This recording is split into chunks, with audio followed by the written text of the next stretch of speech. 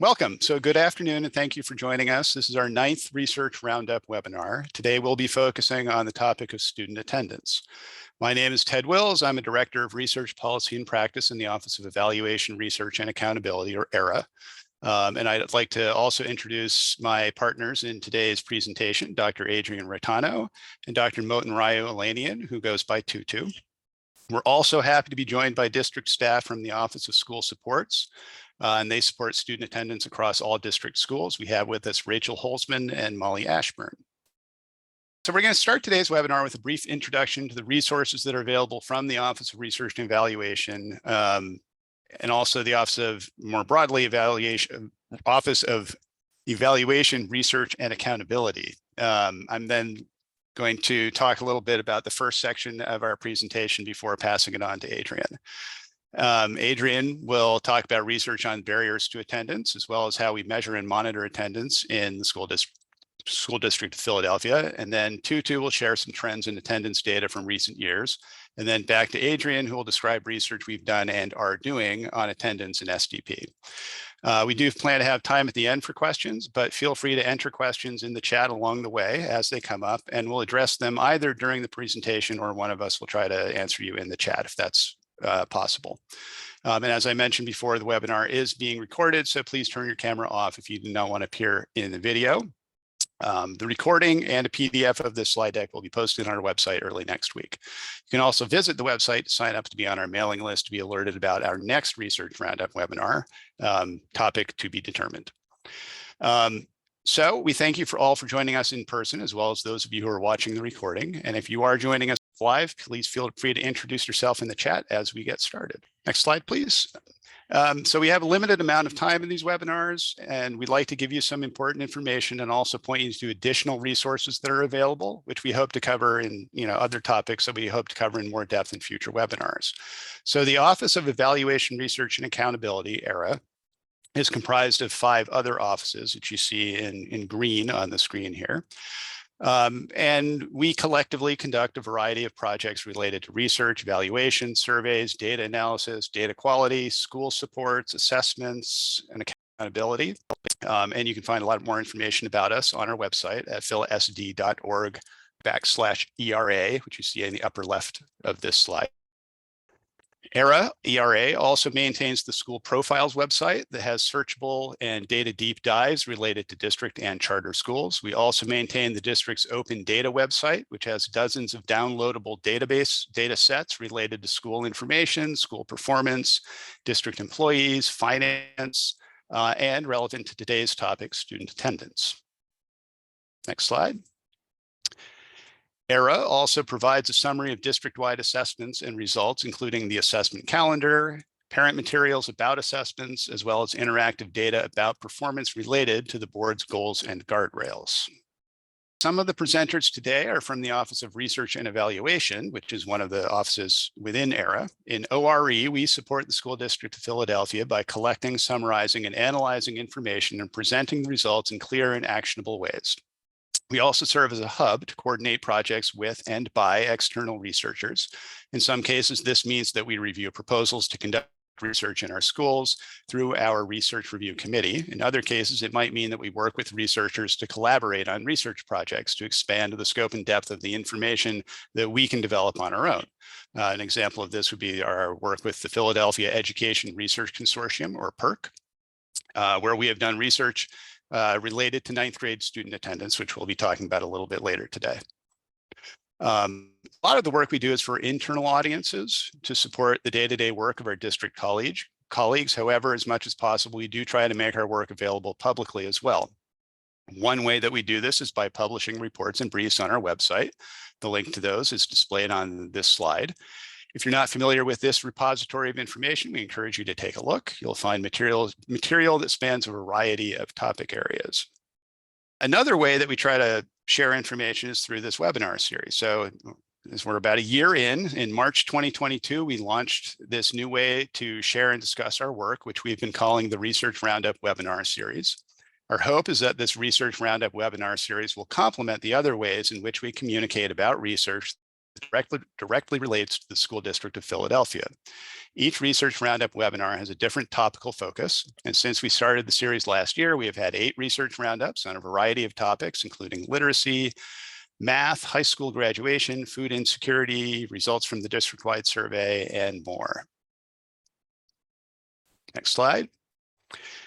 Today, we'll be focusing on one of the immediate initiatives of our superintendent when he began in June 2022, and that's improving student attendance. So we're hoping that by the end of the presentation, you'll have a better understanding of the existing research on both the importance of student attendance and the barriers to consistent attendance, how SDP measures and monitors student attendance, recent attendance trends in SDP, and our current and past research on attendance.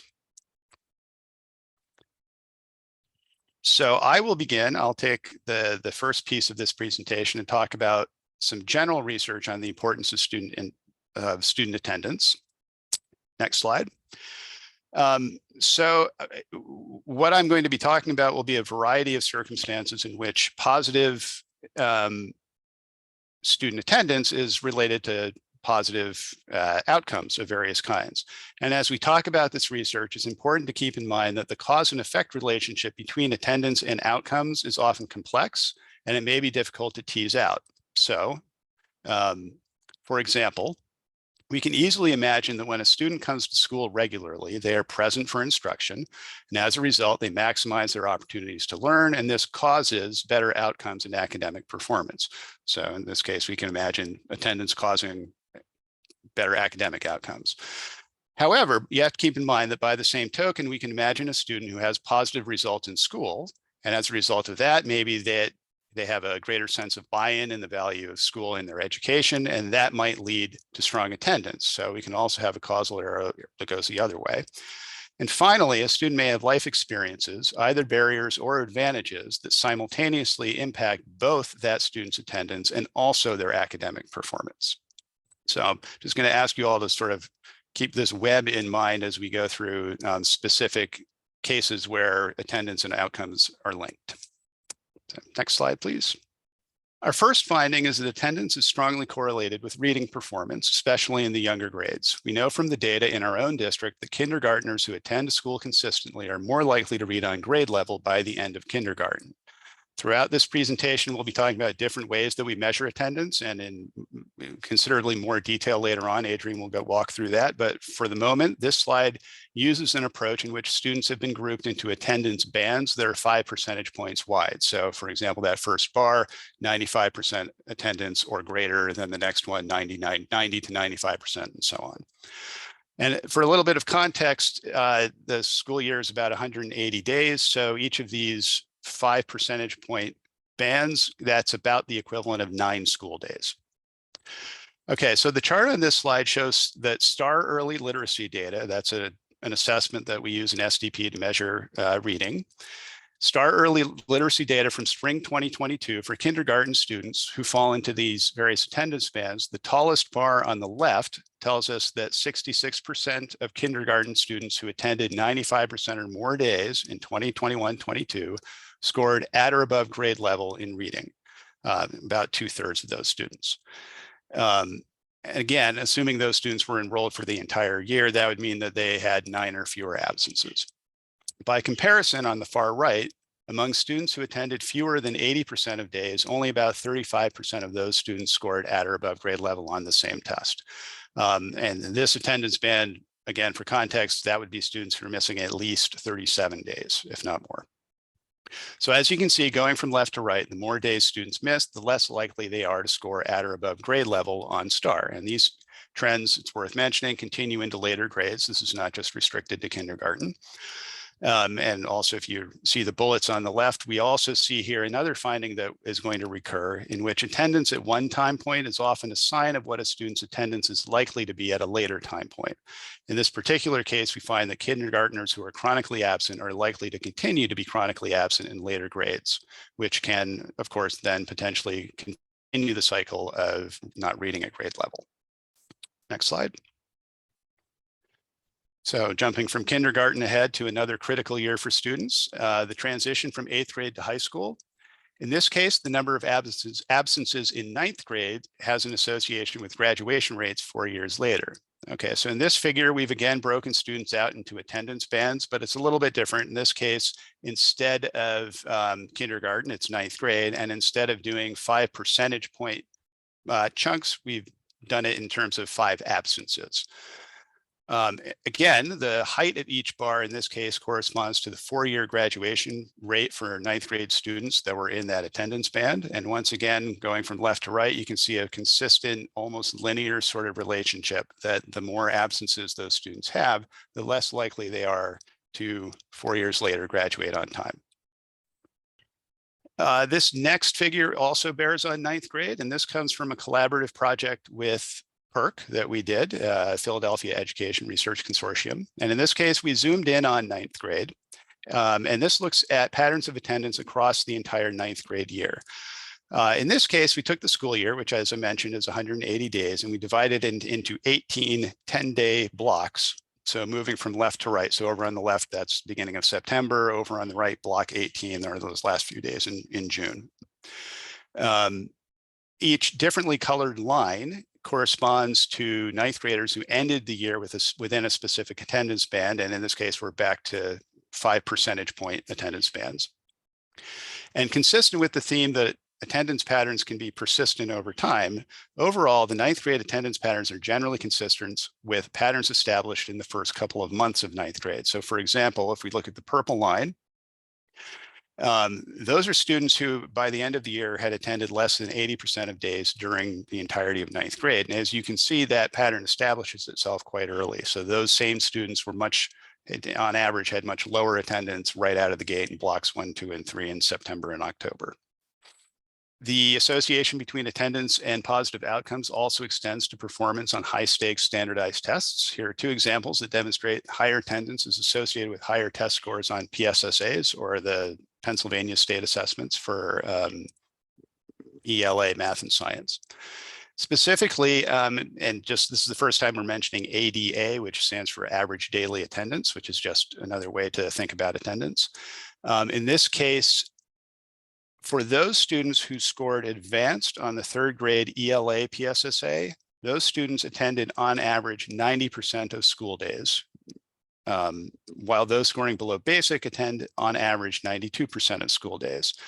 Similarly, each percentage point increase in attendance has a measurable relationship to the odds of scoring proficient or advanced. So for some context, again, over an entire school year, that 1 percentage point would be the equivalent of about 2 days. So every 2 absences roughly, and there's a sort of a measurable increase in the odds of scoring proficient.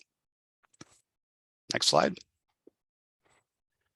So putting this all together, we can see the ways in which not only are these sort of snapshot situations where attendance is associated with outcomes, but there's the potential for a cascade or a domino dynamic where attendance and outcomes at one point in time can have implication for attendance and outcomes at later time points. So early on, there are implications for reading on grade level, which in turn has implications for later stages like completing high school, which in turn has implications beyond high school and lifelong sorts of outcomes. So for example, students who drop out of high school make approximately $10,000 less on average than those who complete their degree. And additionally, people who do not complete high school are significantly more likely to live below the poverty line than those with a high school diploma. So at this point, I am going to pass this off to Adrian, who's going to be talking about some research on barriers to student attendance. Adrian. Thanks, Ted. So we can go to the next slide. So Ted just talked a lot about why student attendance is important, but unfortunately, many students are faced with challenges and barriers to getting to school on time every day. And in fact, some students face challenges to the extent that they miss enough school to be considered chronically absent. And nationally, this is defined as missing 10% or more of school days due to an absence for any reason, be it excused, unexcused, or due to a suspension. And so some national research has shown us the extent to which this can be the case for students. In 2015-2016, nearly 8 million students were chronically absent. This equates to about 16% or 1 in 6 school-age children. And maybe not surprisingly to some of you, this increased the year after the pandemic in 2020-21, at least 10.1 million students nationwide were chronically absent. Children living in poverty are 2 to 3 more times likely to be chronically absent than their peers from more affluent families. And students with disabilities are 50% more likely to be chronically absent than students without disabilities. We also see in the national data that there are some discrepancies across the race ethnicity of students. And so here we can see, for example, 26% of Native American students across the nation have been chronically absent compared to just about 9% of Asian students. So research looks into a little bit more about the reasons why students are absent. And there's one study that has categorized these different reasons into 3 general buckets. The first is students they call students who cannot attend. The second, students who will not attend. And the third is students who do not attend. And so students who cannot attend, these are poverty-related issues, could be tied to a lack of resources, chronic illness, unreliable transportation, housing instability, family responsibilities, which may include needing to work to help support the family, parenting, or supporting with childcare efforts, and family emergencies. So these are all issues that are kind of outside the control of the school. And so, thank you. There are also the second bucket, which is our students who will not attend. And so these are students who maybe are fearful for their safety or have fears of exclusion or negative relationships in school, perhaps due to unequal access to quality instruction and academic barriers that result in disengagement, such as a lack of appropriate supports or enrichment opportunities. There may be a disconnect between student learning and economic opportunity. So students there not being a clear connection between what students are learning in school and the things they want to do once they leave school to support themselves and their families. And then also perhaps a lack of teachers who reflect the cultures, ethnicities, and languages of the student population. And then finally, our do not attend category. And these are students who maybe aren't attending because they and their families are not aware of the importance of attending school, or they haven't had experiences that show them that it's important to attend school. And this can be especially true in the early grades, with kindergarten being viewed as optional. And in fact, in some states, depending on the laws, it is in fact optional. And then the belief that absences are okay as long as they are excused. So that's some information about the barriers that many students face on getting to school every day on time. And we know that these are true for a lot of our students in the school district of Philadelphia. And that's why it's important for us to measure and monitor student attendance data. I'm going to talk a little bit about the different ways that we do that. So here are 3 key ways that we monitor student attendance in SDP.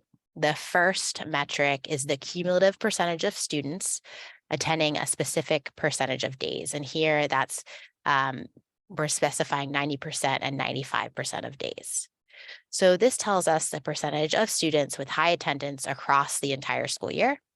And it's important because it gives us a picture of how much school students are missing overall that might be missed if we're just looking monthly, within month. We also sometimes look at average daily attendance, or ADA, and this tells us what percentage of students attend school on a typical day. And this is important because it helps schools track how many students are in attendance on any given day. And then something that's a relatively new metric for us is the percentage of students attending 90% of days within a month. And this tells us the percentage of students each month that attend 90% or more of school. And it's important because this can highlight monthly trends that can point to specific monthly issues for all or some students that we may not be able to see when you're looking at data cumulatively. So as I mentioned on the previous slide, there are various metrics, and we can look at those metrics either within month or cumulatively. So when we're looking at data cumulatively, data at the start of the year continues to impact our data across the course of an entire school year. Our traditional 90% and 95% attendance metrics are example of cumulative attendance metrics. And these metrics are useful for us as a district, as I mentioned, as we're monitoring progress for the traditional 90 and 95%. And we do this for our SPRE, our annual reports that help us understand the progress that schools are making. Also for the state's Future Ready Index, so the state of Pennsylvania asks us to calculate these as a way to monitor attendance. And then schools are also looking at these cumulative metrics in there to help develop their school plans and plan for what they're doing year to year. However, cumulative measures aren't perfect. And one example of this is that they're inherently regressive. And that means that a cumulative 90 or 95% attendance rate is always going to either decline or stay the same as the year progresses. And we'll be able to see a visual of this in a second. And this can sometimes obscure progress that is made from one month to the next. And so in order to better understand attendance rates on a month-to-month basis, we can look at data within month. And so this means that when we're looking at attendance for 1 month, student absences from the prior month is not included. So each month we're starting from 0 when we're looking at this metric. So here is a visualization where we can see 2 lines. One of them represents attendance calculated cumulatively, that's the blue line. And then the yellow line represents attendance calculated within month. And so you can see for our cumulative data, the line either decreases or stays the same month to month, whereas for the month to month within month metric, there's a little bit of variation. So some ups and downs, and we can see some nuance that perhaps we can't for our cumulative metric. Just to be sure that we're all really understanding how we're calculating these different metrics, we're going to look at an example for within month data.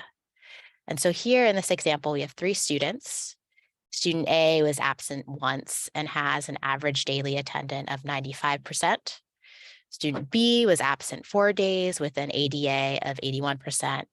And student C was absent 3 days and has an ADA of 86%. And this is all for the month of October. So if we look at these students together, we have a total of 8 absences, an overall ADA of 91%, and only one of our students is attending 90% or more days. That's student A. And none of our students meet that chronically truant metric. So this is how we might look at attendance within month for October. So now let's expand the example to see how we look at each of the different metrics cumulatively over multiple months. So now we're going to be looking at September and October. We see that student A still only has 1 absence across both months, and their ADA is 97%. Student B had a total of 10 absences and an ADA of 74%.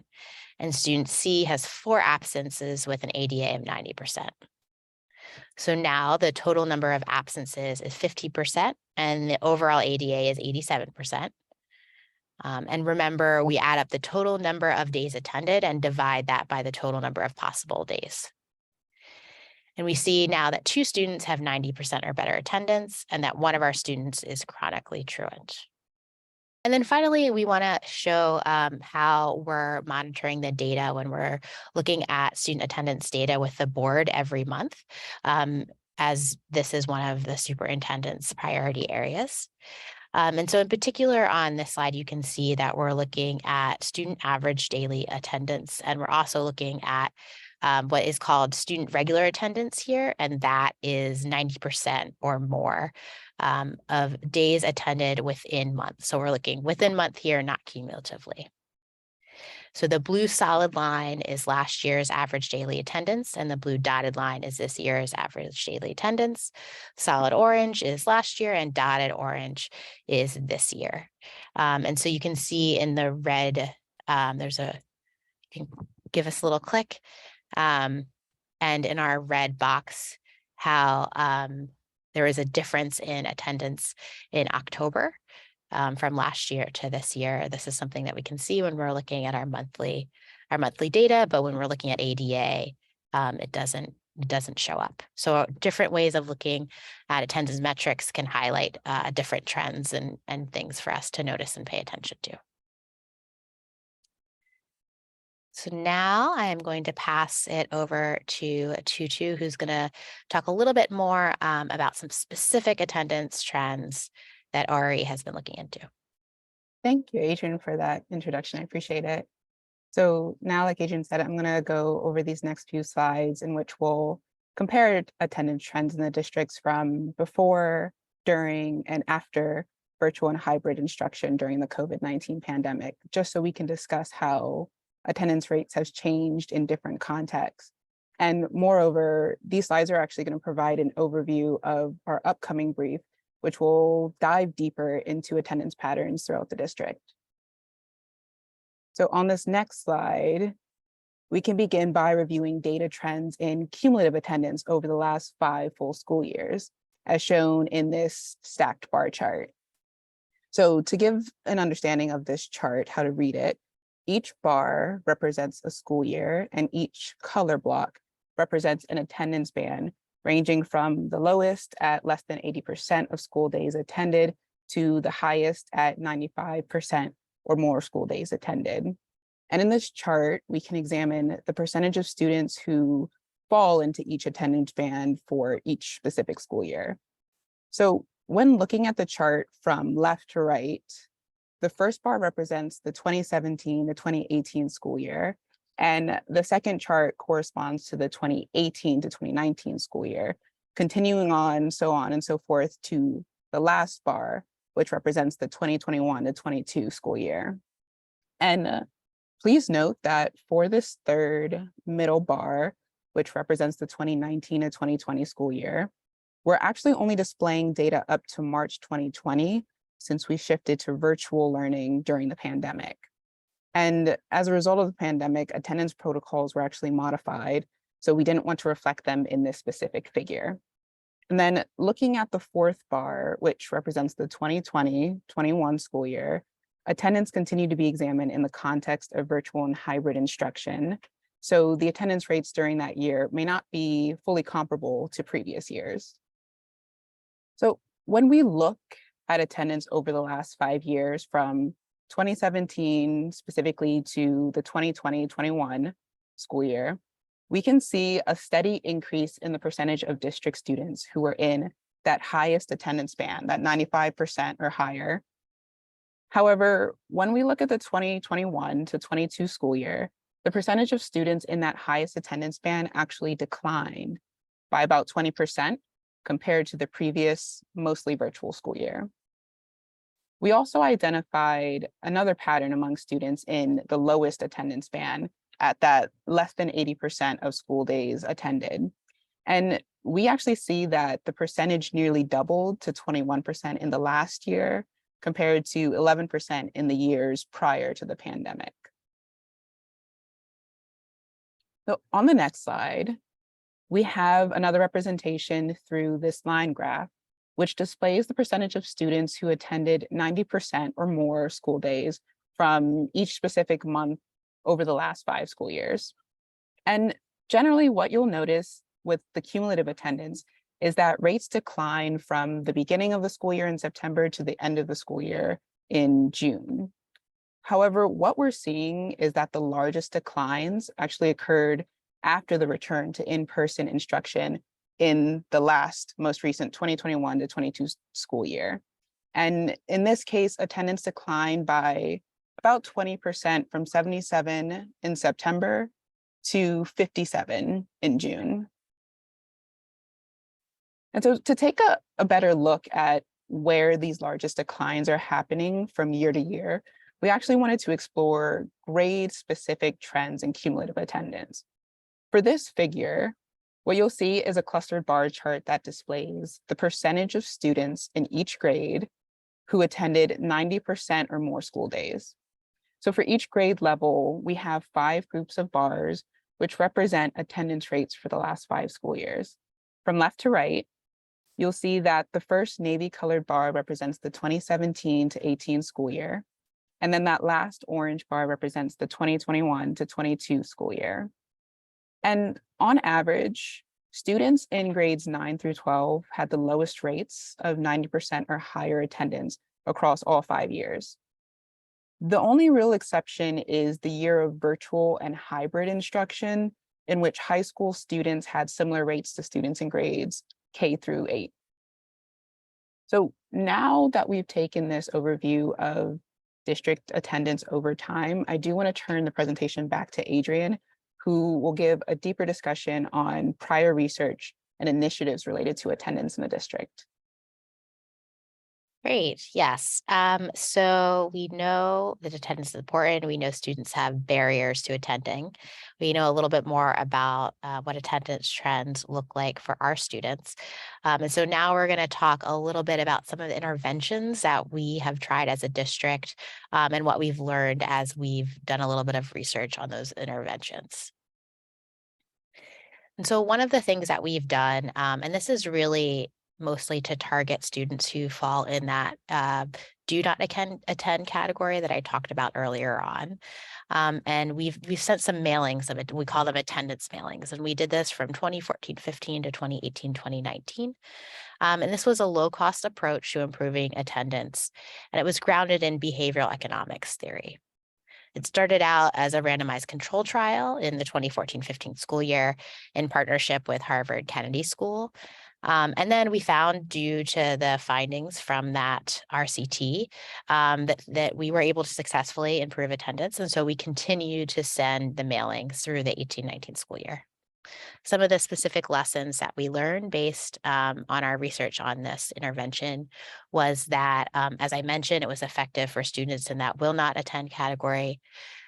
We were targeting families' misconceptions about student attendance. And over the years, we reduced absences for targeted students between 1 and 2 days. And it costs about $5 to $6 for every additional day students attend, which is pretty low cost for an attendance intervention. So this next slide here shows you exactly what these attendance mailings look like. And so at the header, they were postcards. So imagine this being folded in half and then you would open it. At the top, you see the name of your student and how many days of school they have missed. There's a little bit of a message that is reinforcing the importance of attending school. And then the graph on the bottom shows the number of days that the target student has missed, and it compares it to the number of days of the average number of days of students in that target student's class. And so the idea is to call attention to students who are missing more days than average compared to similar students. Another intervention that we did that we learned a lot from was the attendance ambassadors. And we did this in 6 schools in the 2016, 2017, and 2017, 2018 school year. And this was a program in partnership with Read by Fourth, which is a citywide initiative whose goal is to get children to read by 4th grade. And so the idea was to address barriers to chronic absenteeism in early grades.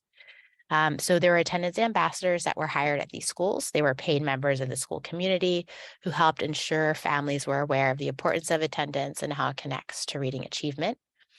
These ambassadors also collected information on barriers and helped families problem solve different challenges. So some of the things that we learned were some of the primary barriers included district-wide half days, transportation issues, which are linked. So it's much harder for families to arrange transportation for students when they're done school in the middle of the day, which is the middle of the workday. A lack of family resources, so clean uniforms or coats, families keeping children home for that reason. And then a lack of knowledge about the importance of attendance in the early grades, especially the importance of kindergarten in relationship to academic achievement later on. Also, consistent and individualized communication with parents is important in both identifying barriers to attendance and identifying resources needed to improve attendance. And then also incentives are important into recognizing both consistent attendance and improvements in attendance. And so on the next slide, you can see based on the learnings from this initiative, the school district and Read by Fourth partnered to create these toolkits that schools used to help address some of the barriers that were brought to light through this work. And actually, they're in the process of being updated. So these are some old ones, but there'll soon be some new resources available to school based on the challenges that they learned about through this study. So to switch gears a little bit, another key source of data that we use to better understand attendance challenges and trends in our district is the Philly School Experience Survey, which has formerly been known as the district-wide survey. And so once a year in the spring, we survey our students, teachers, principals, and parents and guardians on a variety of topics that help us understand the strengths and challenges of our schools. And this helps us examine and adjust supports and programming. And so on their survey, principals and teachers are asked a question: to what extent do you consider absenteeism a challenge to student learning at your school? And the graph on this slide shows the percentage of principals and teachers that reported that student absenteeism is a great challenge at their school. So the blue line is how principals have responded over the past 3 years. And the red line shows our teachers responding over the past 3 years. And you can see consistently principals are saying that absenteeism is a great challenge at a higher rate. And that the difference between the two respondent groups has increased for the 2021-22 school year. Next slide, thank you. So we have a similar question that asks about tardiness, so student lateness. And so here we can see that as with absenteeism, principals report tardiness to be a challenge at higher rates compared to teachers. And that the gap widened for the 2021-22 school year.